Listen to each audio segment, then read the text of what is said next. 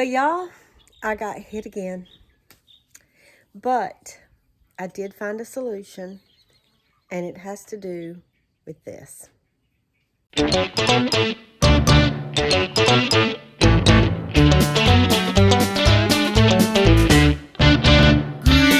Acres is the place to be. Farm living is the life for me. Land spreading out so far and wide. Keep Manhattan, just give me that countryside.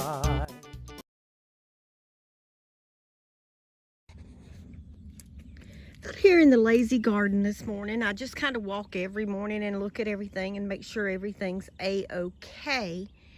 And you can see that it's not. That limb has been eaten. That's been eaten. Everything's been eaten off right there, overnight.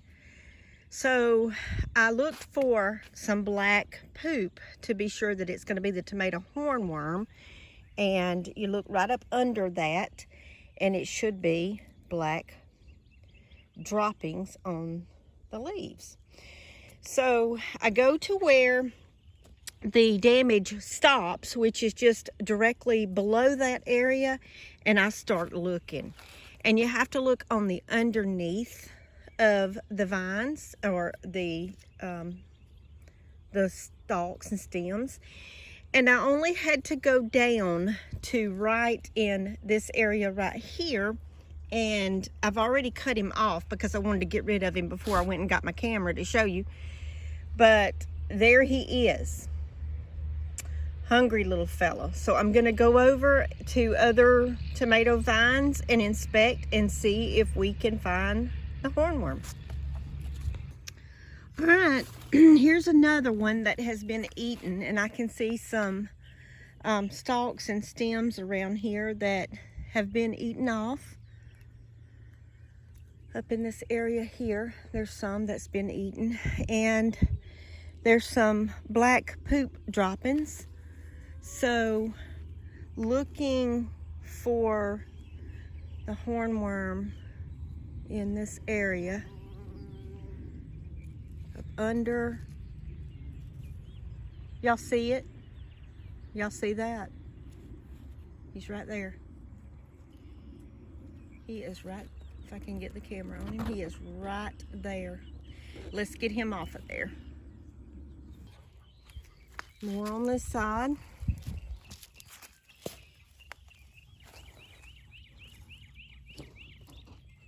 And he's right here at me this time. Let me get him. And again, stem is eaten up here. So you go down, and there he is. Over here, the same thing, and there he is. They leave their poop above. If I can get a good shot of the poop, they leave their poop above, and they just wreak havoc on your tomatoes. So what I'm going to do today is I'm going to go ahead and get these tomato hornworms off of here, and then I'm going to put some diatomaceous earth and try to hopefully stop any of them from coming back or new ones coming on board. Because these are my red snappers by Hoss.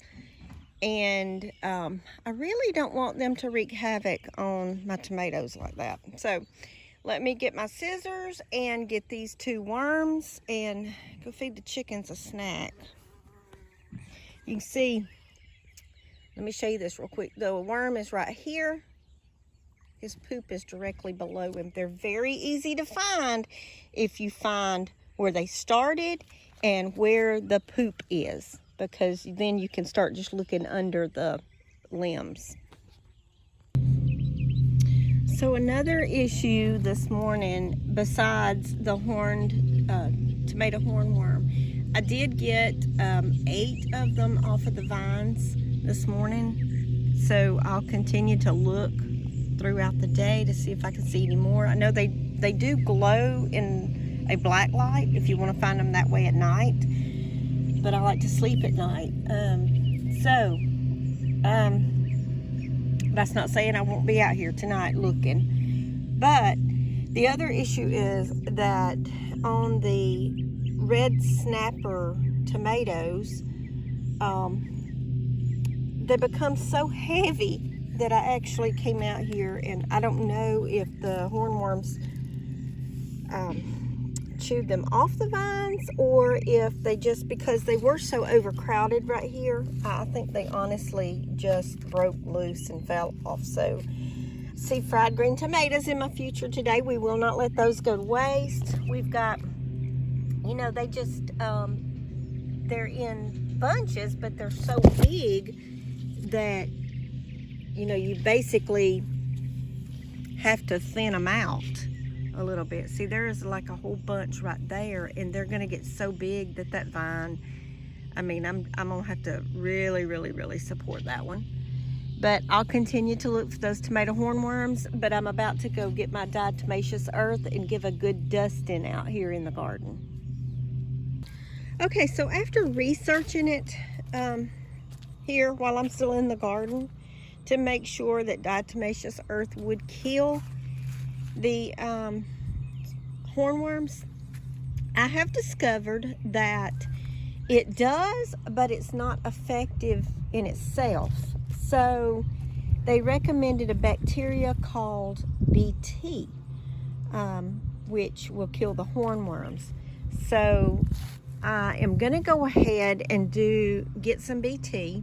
While I'm out there, I'm going to get a fungicide, maybe some neem oil, and maybe some, if I can find some permethrin for the squash vine borers and squash bugs.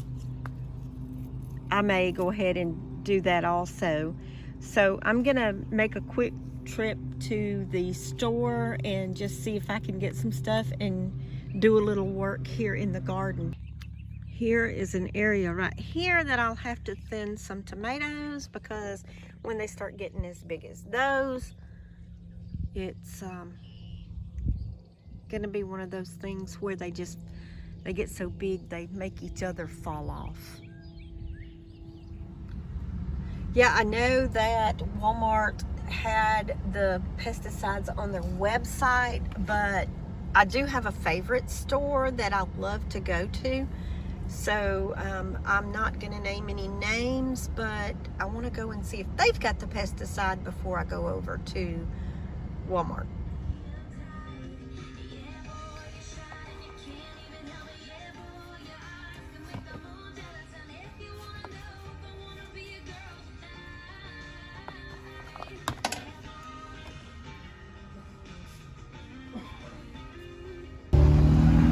It turns out Tractor Supply did not have the BT, so let's go into Walmart and see if they have it here. Alright, I just got back from Tractor Supply and Walmart. They did not have the BT at Tractor Supply, but I was able to pick it up next door. This is supposed to be for organic gardening, but it's a bacteria apparently that kills worms and caterpillars and larvae and such as that. So I want to spray this on there today. It's not supposed to hurt any other insects that are beneficial. However, I want to wait for a little bit before I spray it until the bees quit buzzing around and doing their job this morning. So I did go ahead and pick up some copper fungicide. I want to go ahead and prevent anything like the black spot, blight, powdery mildew, and such as that. So I want to go ahead and do a preventive of the copper fungicide. And then I also want to do a preventive of neem oil, which is going to kill some powdery mildew and moths and aphids and squash vine borers and such as that. So I want to go ahead here. Okay, morning is gone. The sun is out. Let's go out here and spray some of the BT on the tomatoes and try to get rid of the tomatoes.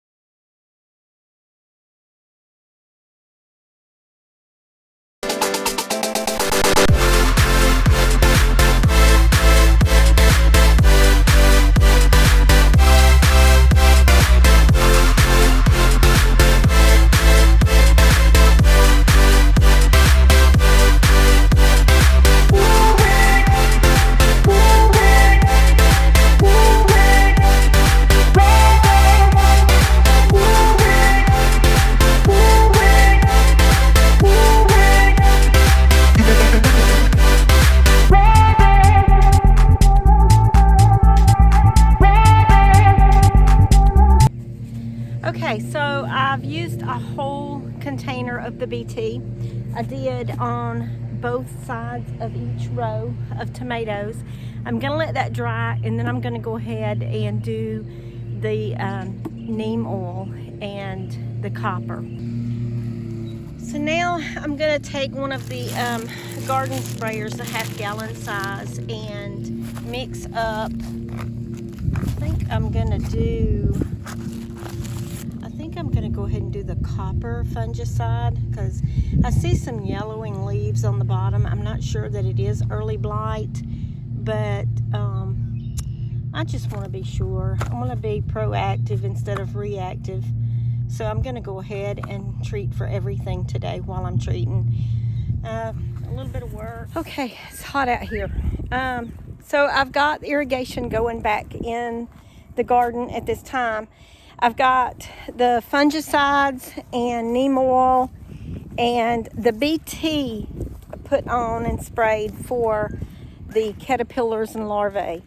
I think I am going to lose a zucchini plant that maybe the borer got into the stalk before I could get a chance to get to it, and one of the eggs had hatched out.